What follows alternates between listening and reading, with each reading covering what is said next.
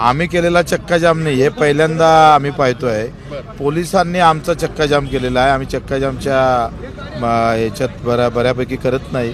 पण आता पोलीस म्हणतात ते कुठं आहे आम्हाला माहीत नाही. मंत्री महोदय कुठं आहे हे ते माहीत नाही. तर ते शोधतोय आता कुठं आहे तिथं. तुम्हाला पोलिसांनी रोखलंय, नेमकं काय सांगितलेलं आहे? ते बोलत होते सिन्नरला या म्हणून. आम्ही तिथून म्हटलंय तुमच्या याच्यावर मला वाटतं रेकॉर्डवर पण आहे. आणि ते सांगितले सिन्नरवर या. आम्ही सिन्नरला आलो तर पोलीस म्हणतात ते इकडे नाही, ते शहरातच आहे. तर असं म्हणजे मंत्र्यांनी असं करू नये. नाही, पण पोलिसांनी काय म्हटलेलं आहे तुम्हाला अडवलं? पोलिसांनी म्हटलंय का ते सिन्नरला नाही तर तुम्ही इकडे जाऊ नका, ते नाशिकला आहे.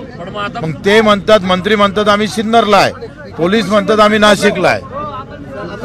हा मंत्री साहेब आहे. हॅलो, अहो माणिकराव, तुम्ही सांगितलं सिन्नरला आहे, मग आम्ही तुम्हाला म्हटलं आम्ही सिन्नरला येतो आणि ह्या पोलिसांनी आम्हाला अडवलं कारण नसताना. अहो नाही माणिकराव लक्ष, माणिकराव तुम्ही लक्षात घ्या. माणिकराव माझं तर ऐका एक मिनिट.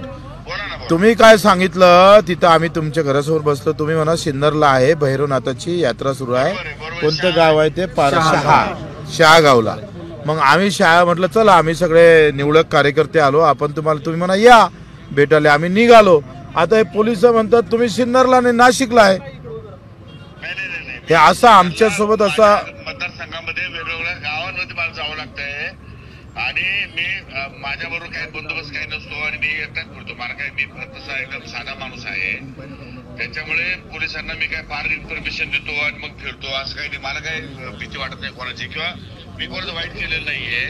त्यामुळे मी एकटा फिरतो जनमानसामध्ये. नाही आता आम्ही प्रॉब्लेम आमचा घुमजाव झाला ना. 17 तारखेला मी तुम्हाला वेळ दिलेला आहे, तुम्ही या सगळेजण बरोबर आणि तुमची जी काय भावना आहे ती माझ्याकडे बोला, मी सरकारसमोर मांडतो.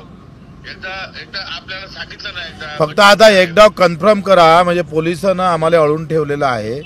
मला वाटलं 17 तारखेला दुपारी 1 वाजता तुम्हाला माझा CEO तुम्हाला पत्र घेऊन भेटायला येईल आणि त्यावेळेस तुमचे संघटनेचे पदाधिकारी आहेत त्यांना पण भेटायला येईल आणि तुम्ही 17 तारखेला मुंबईला या. मुंबईला मी तुमच्याशी सविस्तर चर्चा करतो आणि राज्य सरकारकडे भूमिका माझी मांडतो. ठीक आहे. पण तुम्ही सिन्नरला नाही आहे ना आता?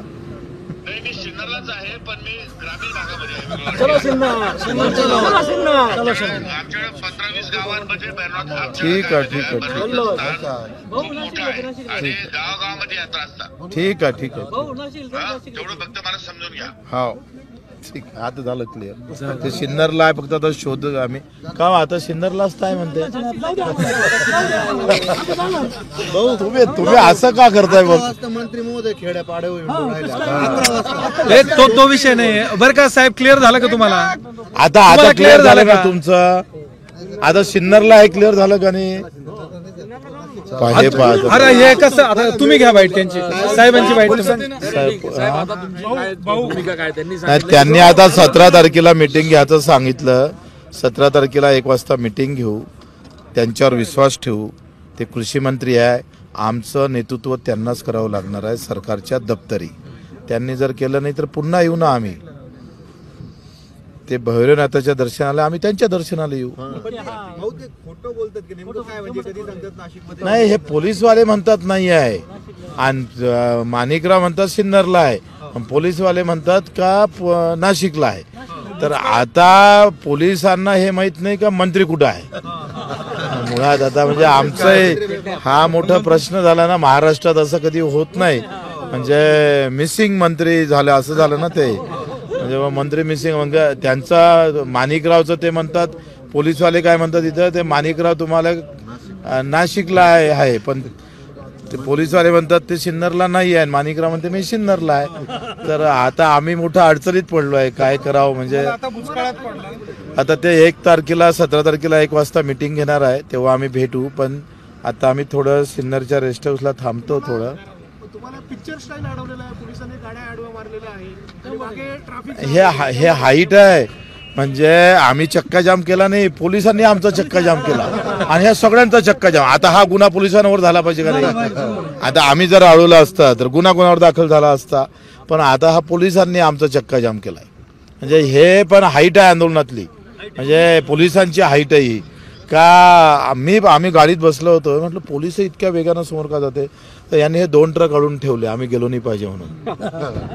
आणि आम्ही म्हटलं आम्ही माणिकरावांना भेटायला चाललो, ते म्हणते माणिकराव इथं नाही, ते नाशिक.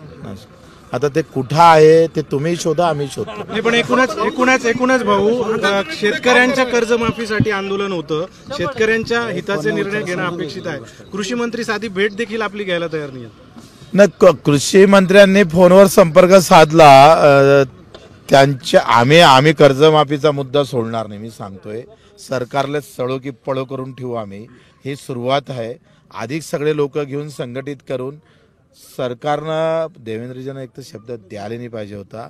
आता माणिकरावनं पुन्हा शब्द दिलेला आहे का मी तुमच्या मागण्याशी सहमत आहे आणि तुमचा मुद्दा मी रेटून धरणार. तुम्ही ते सगळं ऐकलेलं आहे आणि 1 तारखेला त्यांनी मीटिंग ठेवली आहे.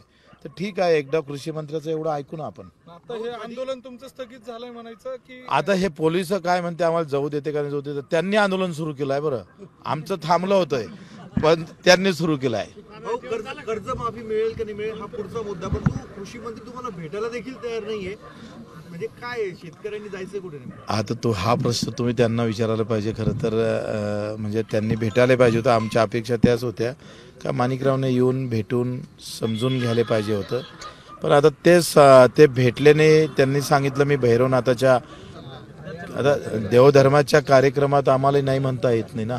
तुम्हाला माहीत आहे का, धर्माच्या आणि देवाच्या आळू आलं तर मोठं प्रश्न येतं आणि त्याच्यामुळं आम्ही पण जास्त आता त्याला काय म्हणते हट्ट नाही करू शकत. देवासमोर कुठे देवाच्या दरबारी कृषी मंत्र्यांसमोर मांडल्या असतात, जरा त्याला पटकन त्यांना दर्शन झालं पाहिजे भैरवनाथाचं, म्हणजे मग आम्हाला चांगलं दर्शन होईल, एवढ्याच अपेक्षा आहे. काय भूमिका आता, म्हणजे आंदोलन स्थगित केले आता ते पोलिसांवर आहे ना.